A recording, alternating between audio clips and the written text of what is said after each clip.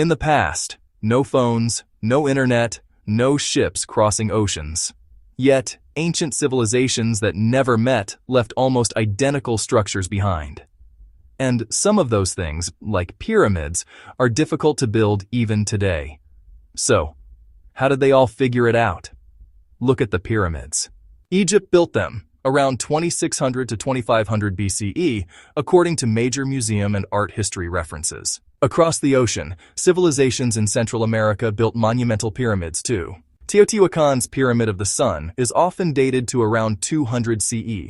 And in the Maya world, major pyramid building peaks during the Classic period, roughly 250 to 900 CE, according to Mesoamerican research centers. Different continents, different cultures, yet similar geometry, similar alignments, and similar sacred architecture logic. And it's not just architecture. Flood myths appear across Mesopotamia, like the Epic of Gilgamesh, and in other traditions too. India has a flood story tied to Manu. China has major flood legends tied to early rulers and engineers. Flood stories also show up in the Americas. Different languages, but often the same core idea: catastrophe and a reset. So here's the uncomfortable part. These similarities aren't just vibes, they repeat in pattern. Historians often call this parallel development. Different societies solving similar problems independently. And sometimes that absolutely makes sense. But it still leaves one question. How do the same ideas echo across a planet that couldn't easily connect?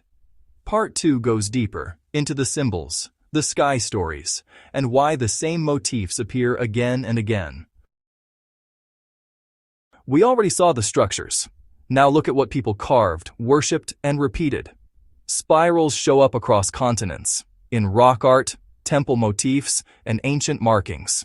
Serpent figures appear again and again, from Mesoamerican traditions to ancient Near Eastern symbolism. And sky beings, gods tied to the heavens, appear in many belief systems. Here's the part people argue about. Are these shared memories or shared contact? Mainstream historians usually say humans build similar myths for similar fears: storms, drought, death, and the unknown. And that explanation can be real. But then you see how specific some motifs are, and it gets harder to shrug off. Even some words and ritual endings echo.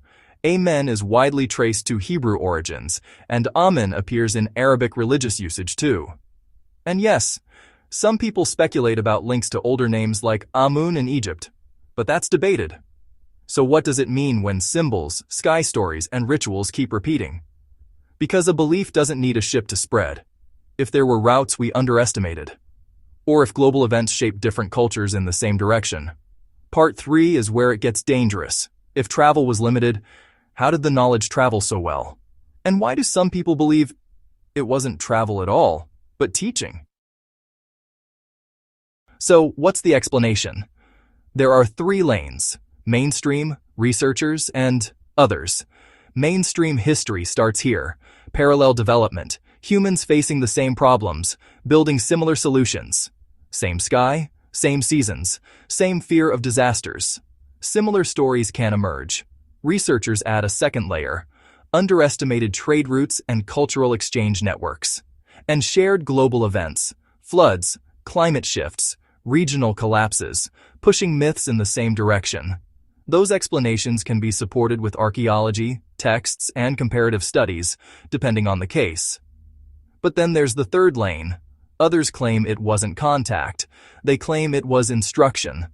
Watchers in ancient texts, teachers from the sky in certain interpretations.